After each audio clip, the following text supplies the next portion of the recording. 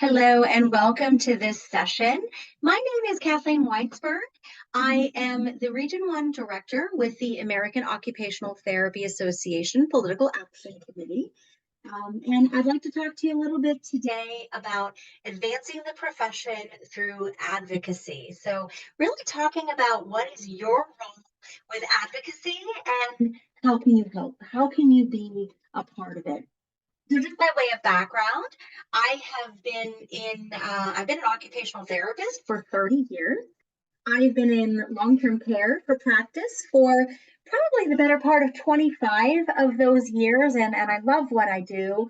I have been very, very lucky to not only be a part of AOT PAC, but also a couple of other organizations where I've had the opportunity to be in DC, to be on Capitol Hill, to be a part of some of those discussions. And I will tell you, it energizes me, and I hope you get that same energy as I talked about it today in this session. So I thought we would start with just talking about why do we even focus on advocacy? What is the point? A long time ago when I first got out of school, and even when I was in school, advocacy wasn't even a thing. We didn't talk about it. We didn't discuss it. We didn't have goals toward it.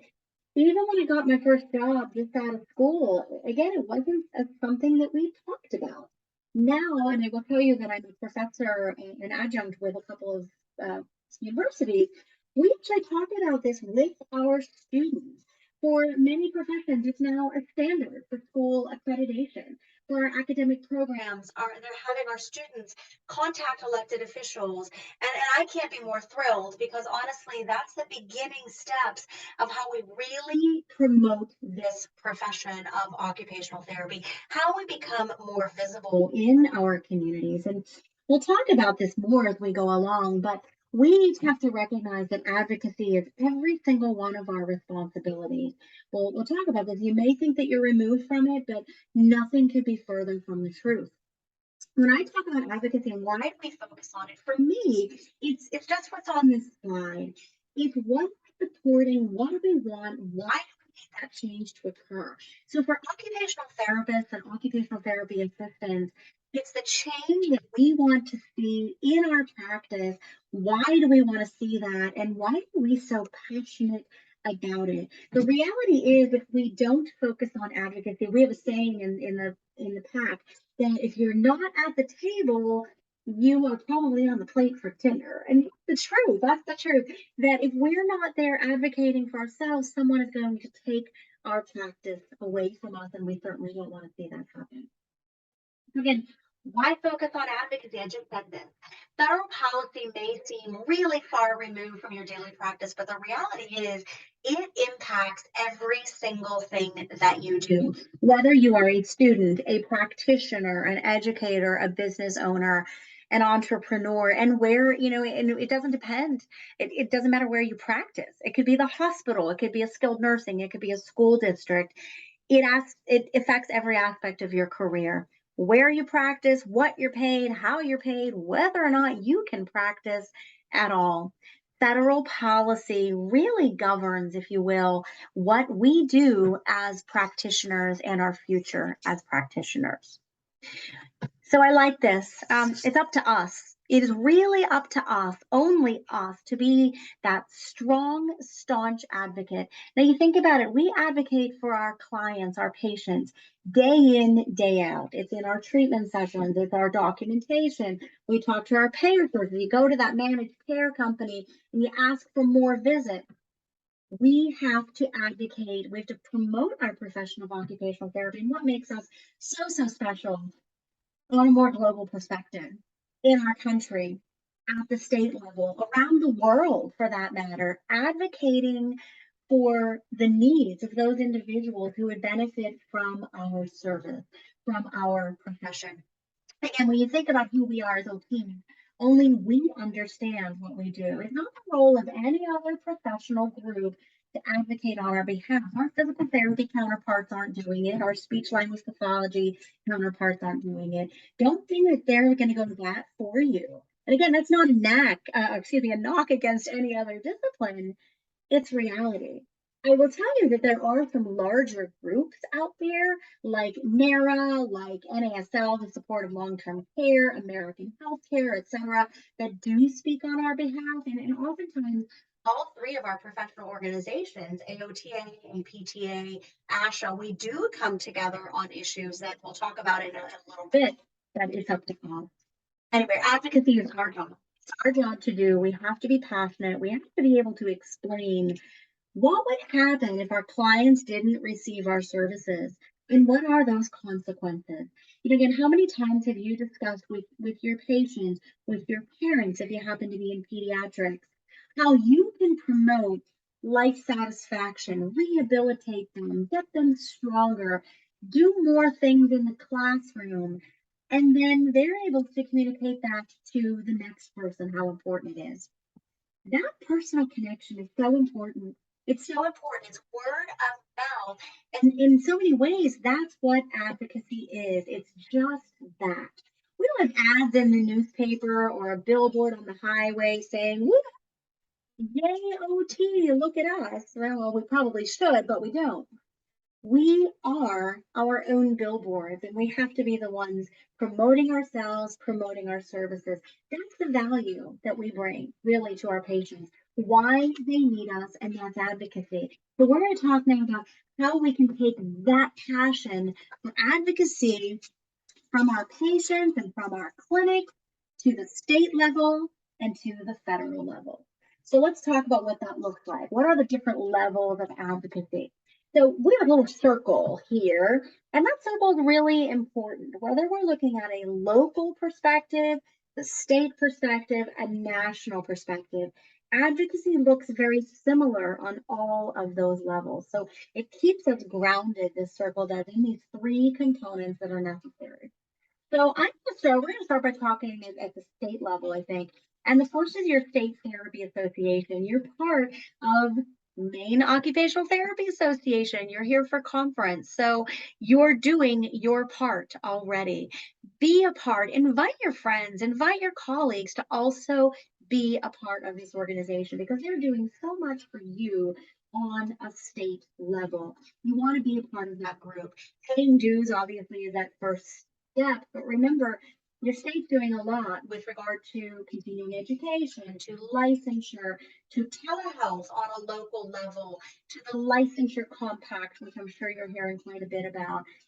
So join and then become more active in your state association. What's going on at that state level? Join, renew, and hopefully you find at the state level specifically that an advocacy perspective, there is some sort of legislative committee, maybe it's a government affairs committee, I don't know what it's called, but getting involved with those groups is also critically important. That's where you learn about all of those critical issues that are happening at your state. Maybe it's a state hill day that is happening in your state capital, where again, you really have that opportunity to advocate, advocate to your state senators, to your state legislators, your representatives, even writing letter campaigns, etc., is all very, very important from that perspective. So we're talking about state advocacy. And again, I just said that. Join your state association, become involved in the association. And I just want to say, before I move on, that if you are involved at the state level, it's so important this is just as an aside, keep those websites up to date. Make sure that you are aware of your website, your practice acts, etc. There's so many different requirements. Things are changing. For example, continuing education or whatever. We got to make sure that we're up to date. And the reason for that is work within your state association to do that. Oftentimes, and I see this in my own practice, our legislators will look at the state level. They'll ask questions. I just got off a virtual Hill Day, a national virtual Hill Day not that long ago, and they asked questions specifically about occupational therapy. Well, they go to our state association website and to our practice acts and such to get a lot of that information. And so if it's not up to date, they're not getting good information either. So I do think that is really important, again, to keep that up to date and the advocacy efforts that are happening in each of our states. Again, I think that's so important. So Again, state and local advocacy is super important for your patients as well. Maybe you have a patient that maybe wants to access something in the community. It's not wheelchair friendly, something like that. Or maybe it's access to food or medications or something after discharge. These are things at the local, at the micro level that your elected officials might be able to help with, but you never know unless you ask. Advocacy. Now, legislation days, at the state level are critical again, too, if you can get involved in those.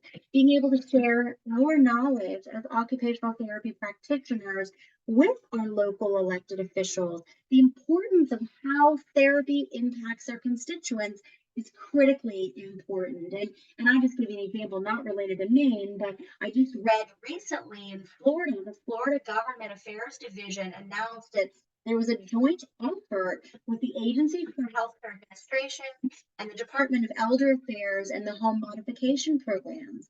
Again, home modifications, how important is that for our clients who are returning home? And it all happened because of advocacy. So again, at a minimum, there should be access to some sort of legislative or government affairs chairperson, whether that's through an email link, a phone number, what have you, and in some way that your representatives in your state, that you as a member of your state association can contact the legislative chair to have your voice heard. Now, what can you do? What can you do? Meeting with and having those meet and greets maybe with those local officials or their staff members, be able to share what we do, how that impacts the lives of people that we have the honor to serve as occupational therapy practitioners. Many elected officials have town hall meetings. They have these meet and greets in their areas. They're interested in hearing your stories. They're interested in hearing your needs. Generally speaking, if you've ever gone to one of these, are pretty low key events. Again, a great way to meet with your elected officials. The other thing you can do, state or local, either one, support those candidates. Maybe you find an affinity to a specific elected official. Maybe you want to be more involved in their campaign with their office. Maybe you work on the campaign, you go door to door, you make calls, whatever. Maybe it's making the phone calls. Maybe it's, campaigning, going out and getting signatures, getting involved and being a part of that. I can speak from my own perspective. I live in Delaware and I am very well connected with my local representative. And what's interesting is we have these dialogues that I'll ask him, how much do you converse with our representative and our two senators that are working in Washington? And he said often, very often, because what we're working here at the state, they're working federally, and we are very much joined. So you might find that you have a greater voice in DC just by having that greater voice in your state. Okay, so that is state advocacy. Grassroots efforts. So what do you do here? Again, there's ways that we can become more active as an advocate within the system that we have here in the United States. These grassroots efforts, again, could be a part of the state association, things that you're doing with MeOTA Association, or they could be something that you're doing individually. Again, learn about those current priorities within your local, your state government. What speaks to you? You're not going to advocate to something unless it really speaks to you, unless you are passionate about it. So again, how does that impact therapy practices? How does it impact your clients, your patients that you serve? And we need to have a story. We'll talk about this, I think, on another slide as well, but people really do connect over storytelling. Promote your discipline because it's the best thing to do. Promote the real stories of your patients. Maybe it was somebody who could go home independently. Maybe it's someone who couldn't because they couldn't have their home modified, their apartment modified. How might legislation have impacted them differently?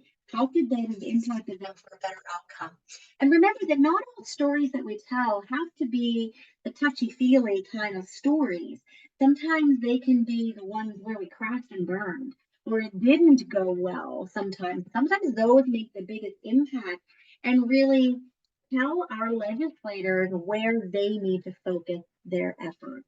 Again, if you feel so inclined, state or federal, I don't think it matters, bring your patient with you. Sometimes that helps when you have that face-to-face meeting so they can meet that constituent, they can meet that person who is affected by their policies. It can make a big difference. I will tell you a story. Years ago, I was on the Hill and in DC, and we were talking about repealing the therapy cap. And we did. We brought our patients with us, and it was just so impactful to hear their stories and how that impacted their constituents. And it made a big difference in whether or not the people co-sponsored the legislation that we were promoting.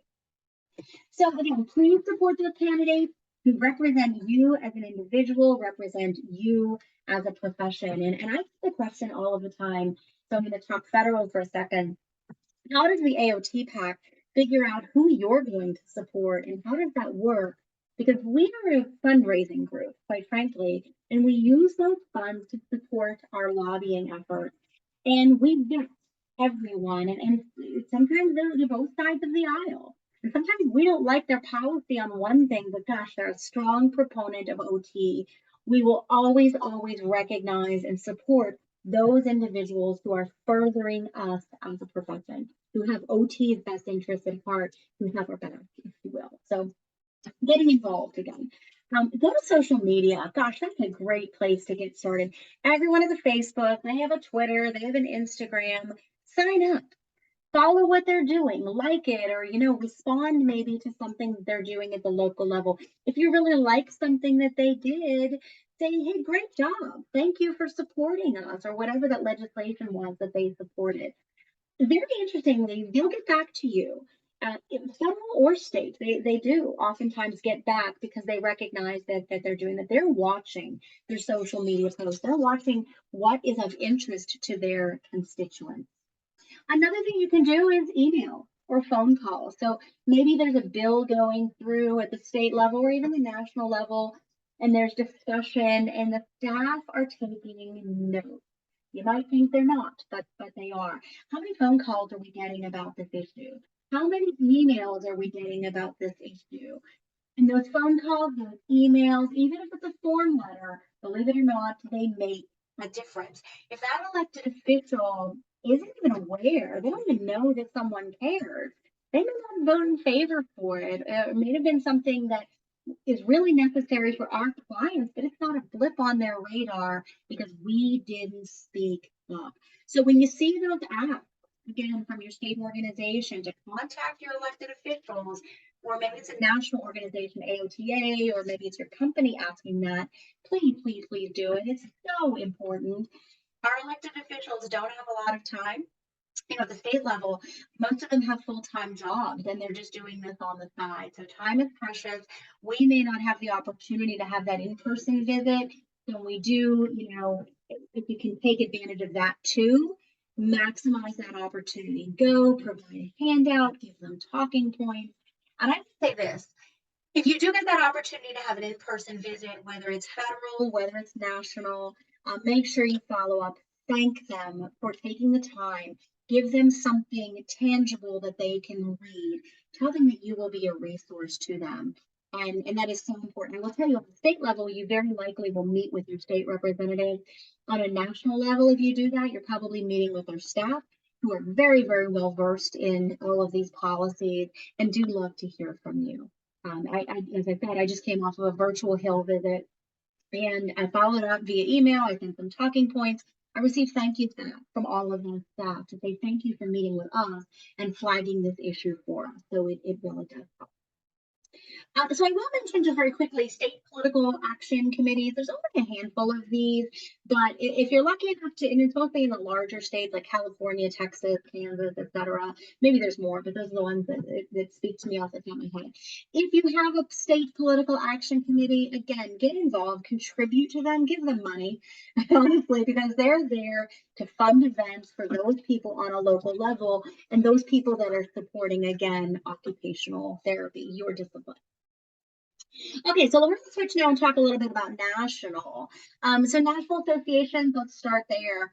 Become a member of AOTA. If you're not already, I really do hope that you are, but make sure that you join. Numbers make a difference. When we go to speak to those elected officials or the regulatory board like Medicare or something like that, we're representing AOTA. For us to say, oh, we're representing 75,000 practitioners across the country, but when in reality, we have 200,000 practitioners, how much nicer would it be for us to say, hey, I'm here representing 150,000 occupational therapists and OT assistants, and on behalf of our national association, those numbers say something. It's unfortunate that we have so many practicing clinicians, yet only half or less than half are actually members of our organization. So it's an expense. I don't discount that. It's a cost, but I'll tell you, these folks are working on your behalf. They are a wealth of information. We'll talk about that in a second on practice guidelines and legislative initiatives, what's happening at Medicare, et cetera. We have state legislative teams, we have federal affairs teams, and they are out there, boots on the ground, every single day, promoting us, promoting our discipline to all of these organizations. Now, again, within the national associations, we have a state legislative team, we have a federal affairs team. The federal affairs team, and I'll talk a little bit more about them in a second, they know what's happening in Congress. They keep the pulse on what's happening with private insurance, with Veterans Affairs, with CMS, with Medicare, Medicaid, which trickles down a lot of times to the state level, to CHIP, et cetera. So, in the state affairs, these are the folks that are looking at happening, in every individual state. Those regulatory bodies are looking at Medicaid, even though that is a national program, it's implemented differently in every state. They're looking at the licensure compact, they're looking at CEs, et cetera. So these are important, really critically important groups that we want to be aware of. So before I move on, I do want to, it's an act of Congress. I want to take a few minutes to talk about our legislative or our federal legislative branch. Now, for some of you, your eyes are just going to glaze over. And for others of you, you're going to love this stuff. I will tell you, I got involved in these sort of things. Gosh, I was probably 12 or 13. I lived next door to the Democratic committee chairperson for my county, and I was going door to door, knocking on doors, campaigning for various candidates, and I just loved it. And while my friends they couldn't wait to drive at 16, they couldn't wait to, drink at 21. I couldn't wait to vote at 18, and I have never ever missed an election. So this is so important. When we talk about this, nothing happens with our payers, with different things. Medicare specifically, that's my industry, that's where I work. But nothing happens without literally and figuratively an act of Congress. So I just want to talk about now a couple of issues that are impacting occupational therapy and the biggest initiatives right now that AOTA is working on.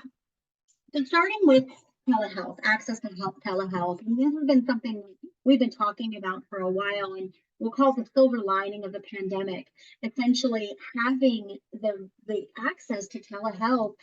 I don't know about the rest of you, but we were able, in cases where I, as an occupational therapist, wasn't allowed in a community to do an evaluation, I could do it via telehealth, and an assistant could come then and do those treatments, or I could do a home visit via telehealth, or I could meet with my families of my kids via telehealth and see my kids. So we allowed that waiver during the public health emergency. Many of our states have implemented that permanently. However, the problem is there's a disconnect. If it's not allowed federally, but it is allowed in the state, maybe I can do it with some insurers, but I'm not going to be able to do it with all payers.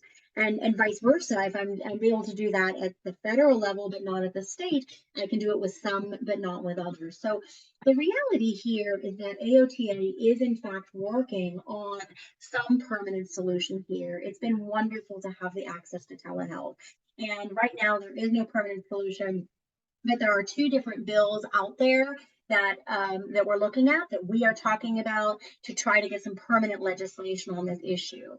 And I don't think that we care necessarily which one would get passed, except something is passed that would allow occupational therapists to continue to provide this service. So I'm just going to take an aside here very quickly, just to say that when you look at these numbers, HR is House Resolution, so that's on the House of Representatives, means Senate, and they have different numbers. Now, those numbers are important because you, as a constituent, as an advocate, as somebody who's reaching out to these folks, can look up those numbers and say, oh, House Resolution 2168. Did my representative, did they vote for that? Have they sponsored it? Have they co-sponsored it? You can see where your state falls on that, and that's really nice. Because oftentimes when we get that in-person visit or we are sending an email, what we are asking for is, please co-sponsor this legislation. This is important to me. This is why it's important to me. Please co-sponsor it. So anyway, so that's telehealth in a nutshell. It's what we are looking to do just to make that somehow permanent. I will tell you, this is probably, gosh, the biggest issue that AOTA is working on right now. And I will tell you, our counterparts, telehealth, this one, and then another issue that I'm going to talk about, our counterparts in physical therapy are working on this as well as a couple of other organizations. So for this, I have to give you a little background, and I'm going to get in the weeds, and I apologize for that, but just a little bit of background here. So this is the Part B payment cut. To go back all the way to like 2006 or something, where we did have a cap on Medicare Part B services. Now, Medicare Part B is the payer for outpatient services, for services in long-term care on the long-term side of things, and also in private practice. And way back then, we had this cap. And because of the way the legislation was written, OT had their own cap, and I don't even remember the dollar amount at this point. And PT and speech had to. We lobbied, we advocated, we talked about it until we finally got rid of it, but it was with a caveat. So there is something in healthcare legislation, it's related to budget neutrality.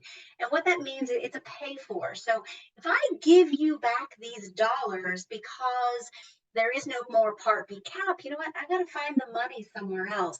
And we don't pull from defense, and we don't pull from any of these other places. We have to pull from within.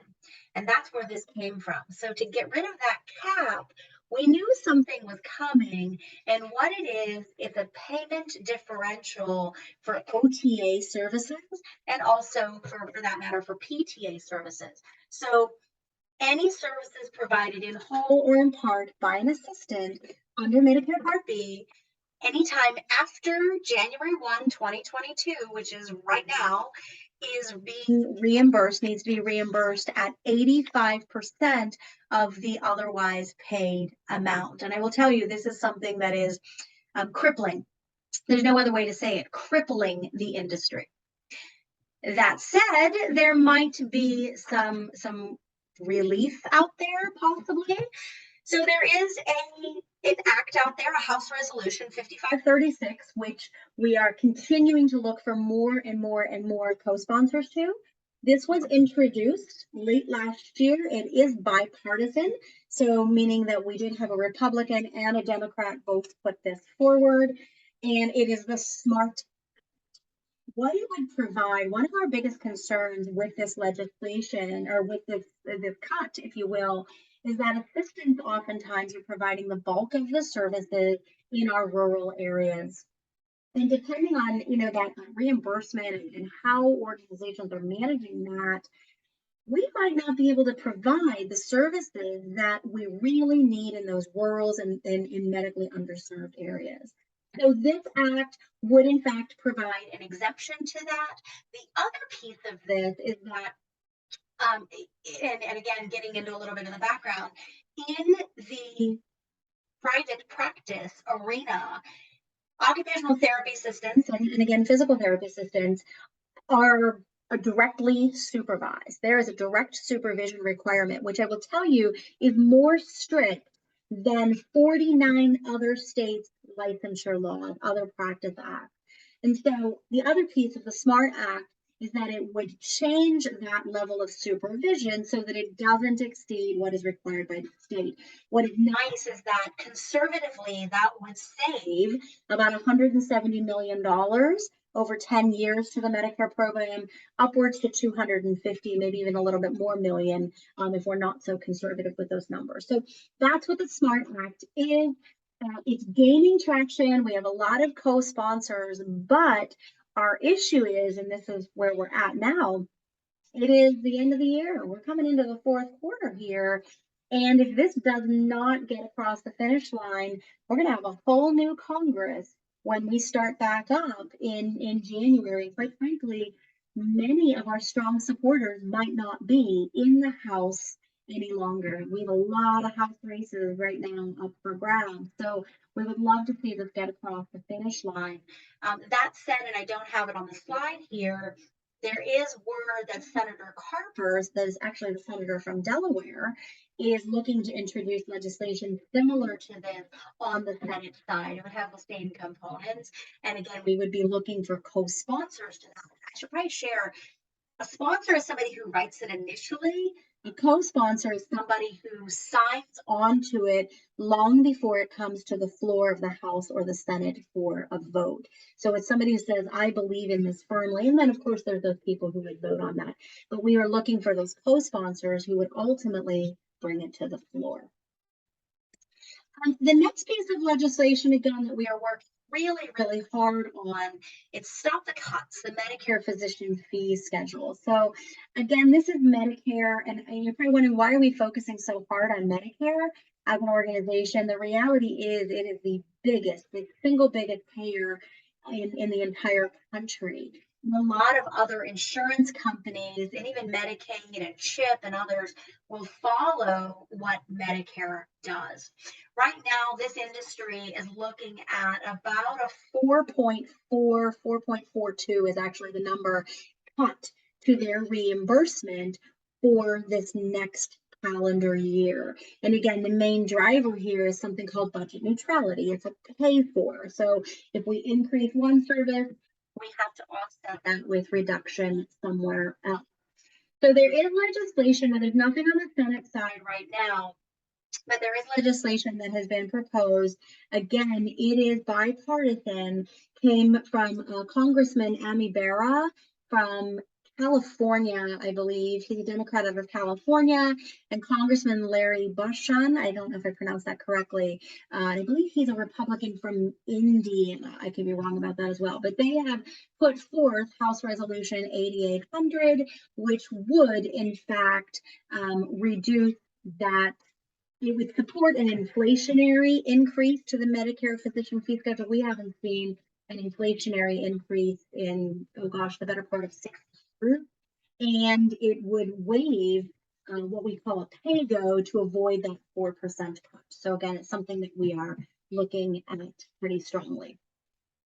Final thing that we are really focusing on right now, and this is dedicated to occupational therapy, this is a Senate Act, nothing again right now on the House side, but is the Occupational Therapy Mental Health Parity Act. So essentially what this act is saying, I love this act, I have to tell you, we've gotten a lot of co-sponsors on this one as well, Republican and Democrat in the Senate. Services under Medicare, the legislation would require the Secretary of the Department of Health and Human Services to provide education outreach to say that occupational therapy practitioners can, in fact, provide services to beneficiaries who have a mental health or a substance abuse disorder. And then similarly, under Medicaid, which would be the state side, we can do the same. We can provide services. Now, why is this so important? And I don't need to tell you this, obviously. If we didn't need mental health services before, gosh, we certainly need them now. And I'll speak from my own perspective. I have kids in the school system that there's just not enough people to provide mental health services. There's not enough behavior specialists. There's not enough psychologists. There's not enough people to do this. We can fill a need here. The beautiful thing about this particular act, and if this is something that speaks to you, certainly go shout it from the rooftops, reach out to your representative, your senators, whoever, to talk about this issue. The reason this is so wonderful is, yes, it's bipartisan. The other thing is that it doesn't cost a single dime.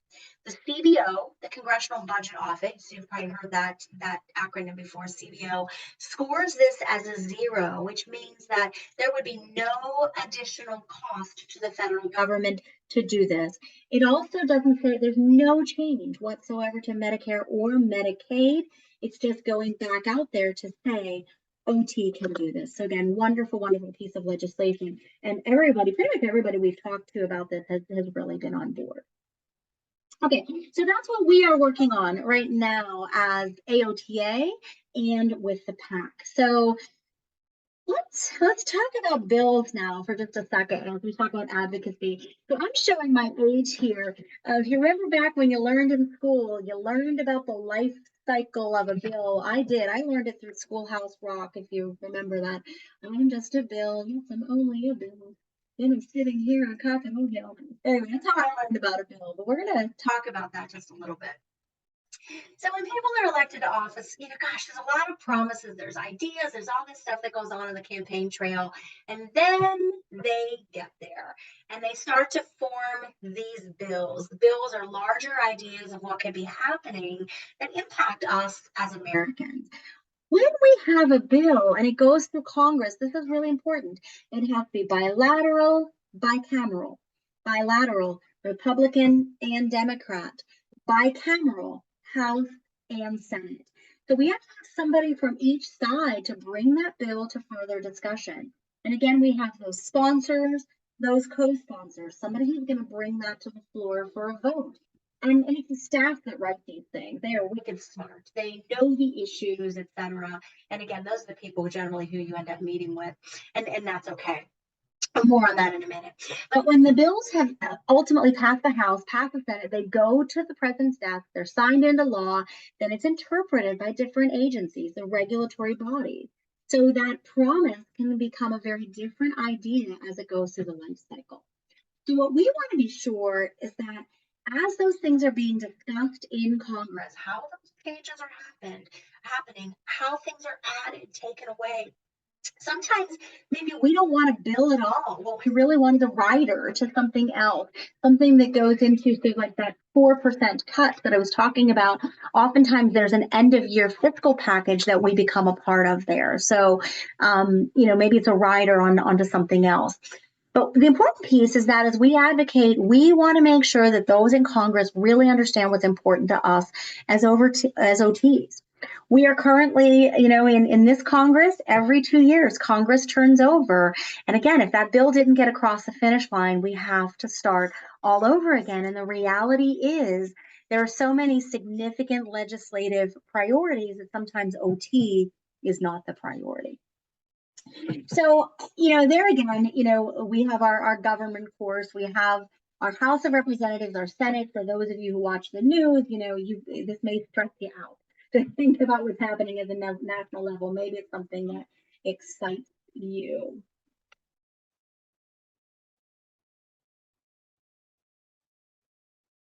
Okay, so who are we? In the House of Representatives, we have 212 Republicans, 221 Democrats. Right now, we have two empty seats, two vacant seats here. Jackie Walorski, a Republican from Indiana, died, unfortunately, in a very tragic car accident back in August of this year, and Charlie Crist, Democrat from Florida, resigned. He's actually running for governor. In the Senate right now, we have 50 Republicans, 48 Democrats, and 2 independents. Those 2 independents actually caucus with the Democrats. And then we have the leadership, and these are probably folks that you're aware of. So the Speaker of the House is Nancy Pelosi, right now a Democrat out of California. The House Minority Leader is Kevin McCarthy, Republican out of California. The Senate Majority Leader is Chuck Schumer, Democrat out of New York. And the Senate Minority Leader is Mitch McConnell, Republican out of Kentucky. Again, what will be interesting to see is, what happens as elections happen in November, and then what happens, with that as Congress changes and who is elected to some of these positions. So I just really quickly want to talk about some key congressional committees because this is important. We have some committees that occupational therapy, they're important to us. So in the House of Representatives, we'll talk about them first. We have the Ways and Means. They are responsible for tax policies. They're responsible for Medicare. They are the chief tax writing committee. All the bills that raise revenue in our country originate in Ways and Means. Now there's subcommittees of Ways and Means. So there's health. The chair of that is Lloyd Doggett out of Texas, huge supporter of occupational therapy. There's the Oversight Committee, which you often hear about in the news. There's the Social Security, Trade, Worker, Family Support. and then and some select revenues measures, and then there's ways and means. This is also a really important committee for therapy. Our supporters, the ones that are often elected officials that we want to support, they're going to be in one of these key committees. So ways and means, again, is important. Energy and commerce, responsible for economic policy, responsible for Medicare, important. Education and workforce, all of our education policies come from there. And then appropriations.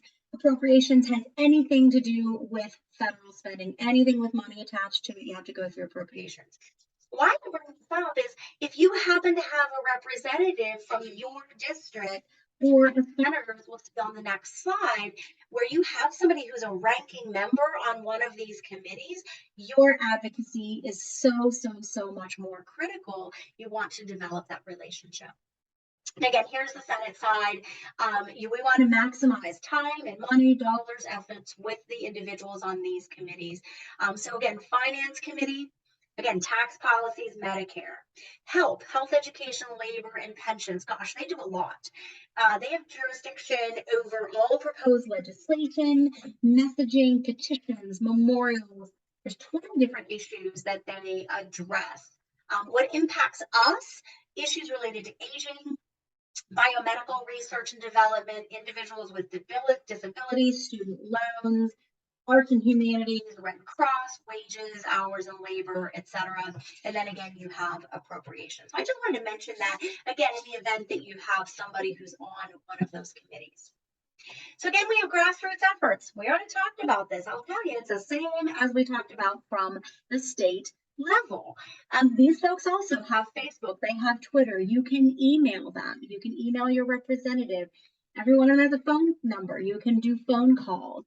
And sometimes if it's a really large thing that we're working on, like those bills that I talked about, we need to have a lot of volume, a lot of people calling, a lot of people emailing. So, sometimes our companies will take on these email campaigns and push something out to you. Maybe your state, it will as well. I know AOTA does as well. So even if it's a form letter, I will share with you, they don't ignore those. You can customize them, of course, and that's wonderful, but you don't really have to. It's the volume that is going through. In-person visits, I would just say one thing on that before we move on, is just to say that you don't always have to be in DC, and you don't have to do this virtual visit. Now, AOTA does do a Hill Day, crossing our fingers that we'll be back in person next year. We'll see how that goes. But they come back to your district. And when they come back to your district, meet with them. They have an office there that you can go and have some of that one-on-one time with them, and you get to tell that story. And that's what we're going to talk about next. So how do you get your issue on their desk? And I think we've talked about some of this, but start those conversations on social media, localize your issue, use data. Now, sometimes they want to hear numbers and data and that level of stuff. Sometimes they just want to hear the patient's perspective. So bring that, be prepared to tell your story. Attend their events. In fact, a colleague of mine just attended Lloyd Doggett's event in Texas on behalf of AOTA. So sometimes those things are out there. There are things happening in your state and in your district. Know what those are and go to those.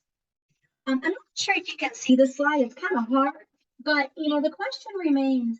This was a survey that was done of representatives and senators, and it asked the question: if you were not already at a firm decision on an issue, how much do these things impact you? So you can see at the very top, an in-person visit, you can see some of these things: contact from a constituent, individualized postal letters, email messages, phone calls.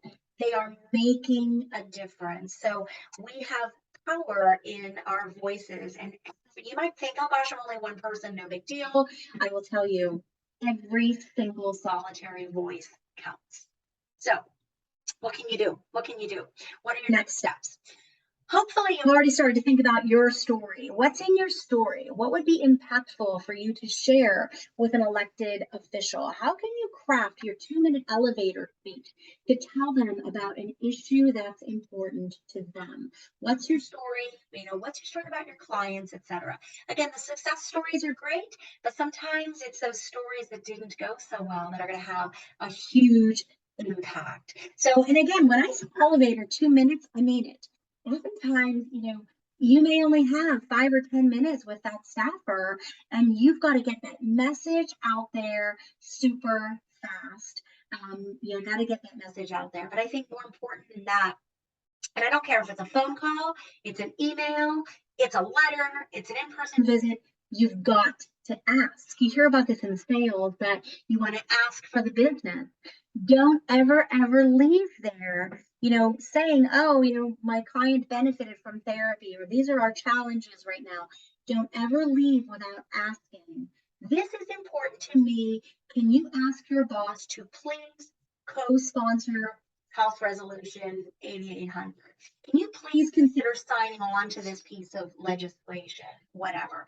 Always leave with that ask. So that's super important. And don't, it's hard. Don't hesitate to ask for it. You are the expert. You know everything about this issue, and so do they, of course, but you know everything about OT. Don't hesitate. Another thing you can do is just locate your elected officials. If you don't know where they are, here's a website that you can put in your zip code. It's going to provide you very specifically who your local, state, national elected officials are. And it's easy peasy, lemon squeezy. Just put in that zip code and go figure out who these folks are. Go to their social media, particularly if you're a social media person. They actually look at them. They follow that. Share what makes you unique on their social media, etc. Tell them what you do, what we do, etc. Again, if we're not sharing, no one is going to share it for us. Don't assume that someone else is telling your story. We have a saying at AOT Pack: if you're not at the table, you're probably on the plate for dinner, quite honestly. So go out and tell that story.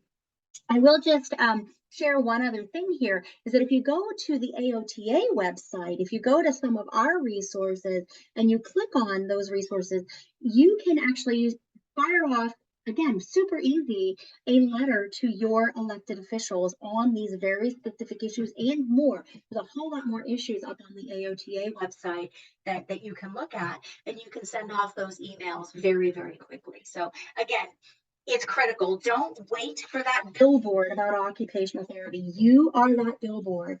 Be active, use your voice, and again, be passionate about it. So what else can you do? What else can you do? Again, each of our professional associations, we have priority lists. We already talked about that. Take a look at these, even at your state level. Go out to AOTA's website and look at all of the issues that we're addressing, and then figure out what speaks to you. Just because it's my issue doesn't mean it's your issue.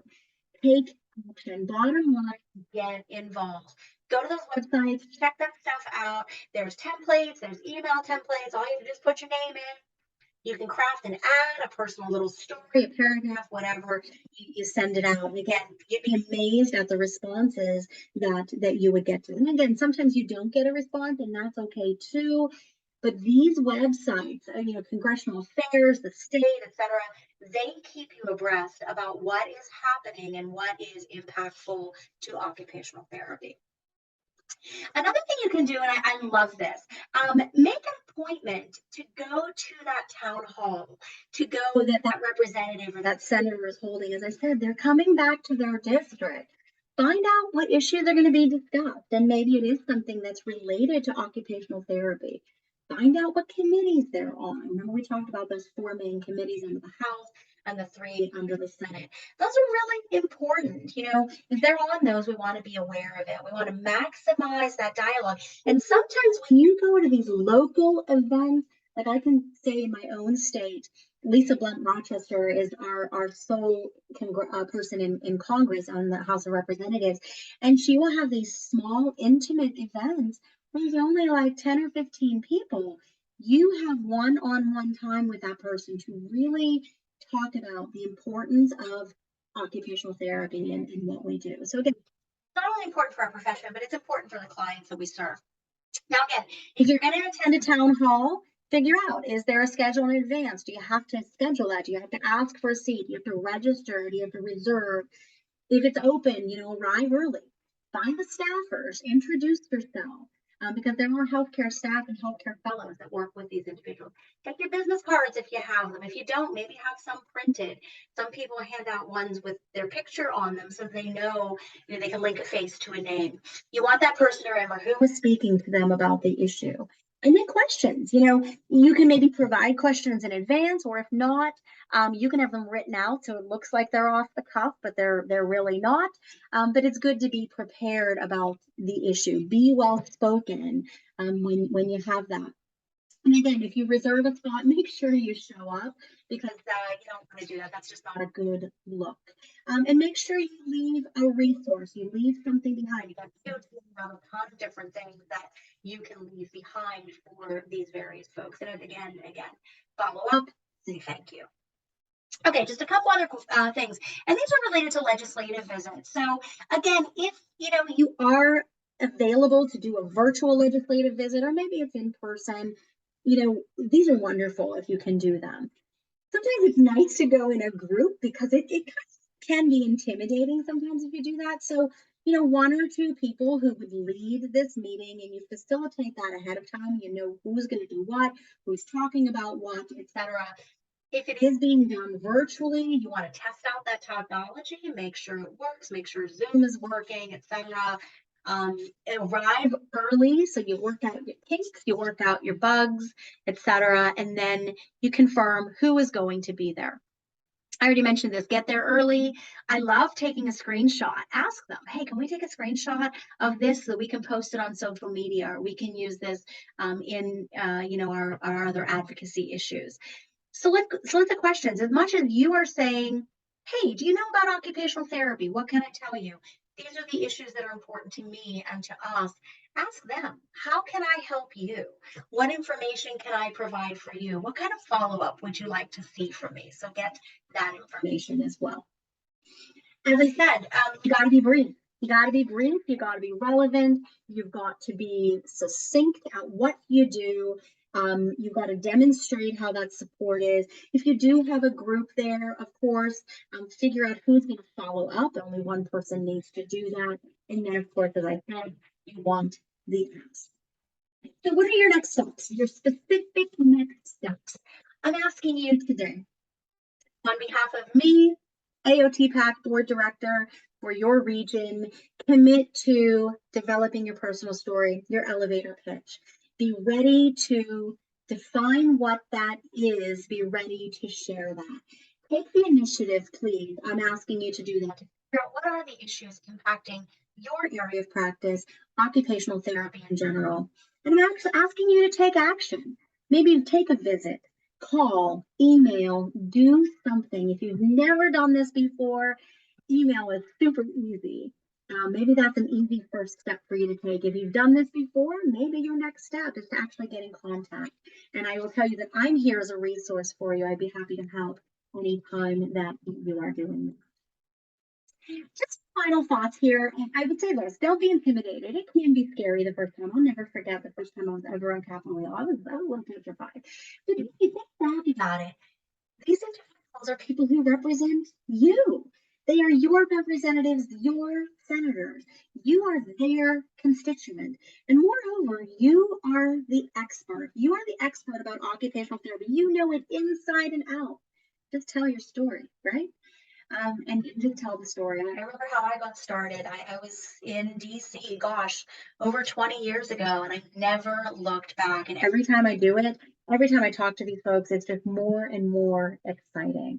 Again, sometimes it's easier to do this as a group. Find a mentor, somebody who'll go with you. Call me. I'm always happy to do that with you, so you don't have to be a solo person there, of course. And again, prepare and polish. Make sure you know the issue, but if they ask you a question that you don't know, this happened to me the other day. They asked me if an issue was brought forth to a specific caucus, and I honestly didn't know. And I said, I don't know that answer. I will get that, and I will follow up with you. It was about 2 days later, I finally had the information. I sent it back, and I got an immediate email. Thank you so much for flagging that. We do appreciate it, and that's okay. So utilize those resources, and again, if you're asked a question, we're here to help you. So I would just say this, why you as a constituent need to be involved. I think we said this, your policymakers are listening to you. your recipients of your services. We have to advocate for ourselves. If we're not, we are going to be left out. And we're seeing that already where others are encroaching on occupational therapy. So we want to make sure that we are there and we are the voice. So as I finish up with my last couple slides here, I'm just going to provide you some references that I used to pull this session together for you so that you know it is in fact evidence-based. And I would not be part of AOT PAC if I didn't ask you to please, please donate. If you are a member of Occupational AOTA, we can only solicit from AOTA members. These are voluntary contributions, but they're so important. I'm not going to sugarcoat it. Going into November, some of our key contributors, our key sponsors, our key advocates for occupational therapy are in really, really tight races, and we want to be able to support them. We use every dollar that we get at AOT PAC to support those efforts for lobbying, for supporting candidates, for being on the Hill. And I will tell you, every single dollar helps. It could be a one-time contribution of $10, $50, $100. You could do it monthly and spread it out. It could be quarterly. We also have available to you a QR code that you can actually screenshot here if you want. Every dollar helps. So I'm just going to ask you, please, please donate today to the AOT PAC. It is critically important that we are supporting those candidates so that when we come around in January, we still have that strong support in Congress for occupational therapy.